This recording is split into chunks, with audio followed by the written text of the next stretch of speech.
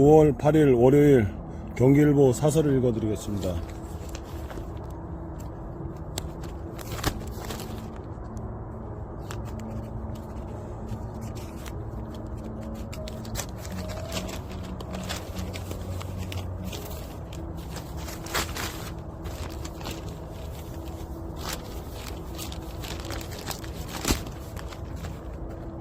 해체되는 가정 공동체, 국가의 역할 더욱 중요하다. 5월은 가정의 달로 어느 계절보다 가족 또는 가정의 의미를 되새기게 한다.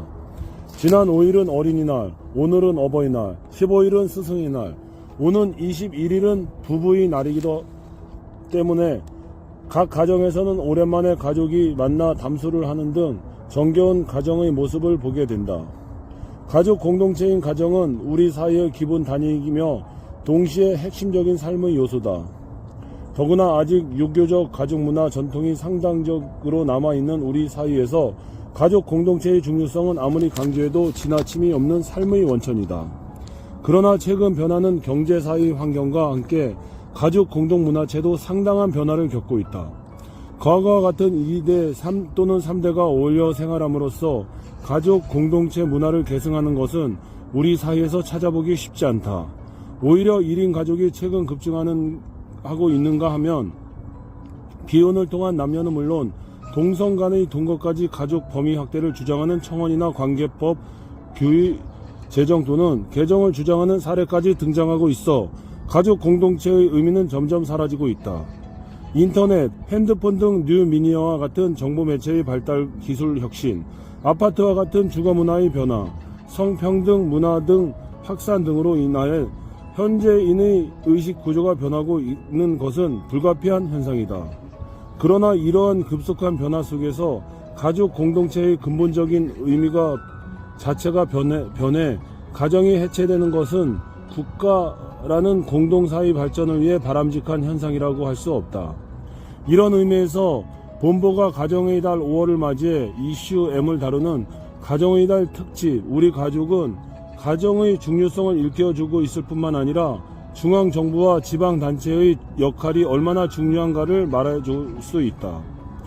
지난주 보도된 기사는 부모의 가출, 이혼 수감, 학대 등으로 가정의 해체가 늘어나면서 갈 곳을 잃은 아이들에게 일시 장기적으로 보금자리가 되어주는 가정위탁제도에 대한 관심과 문제점을 잘 지적해주고 있다.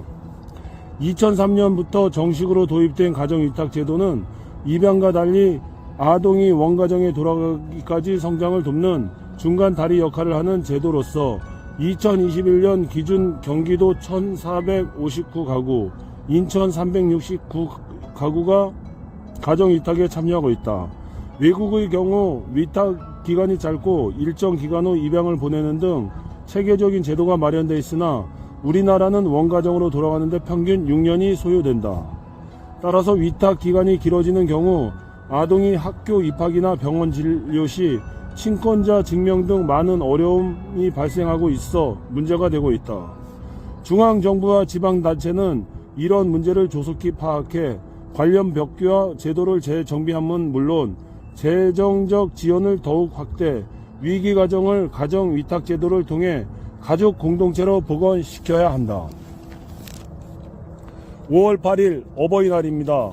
오늘 하루 부모님과 가까운 일가 친척에게 전화를 하는 하루가 됐으면 감사하겠습니다. 행복한 하루 되십시오. 감사합니다.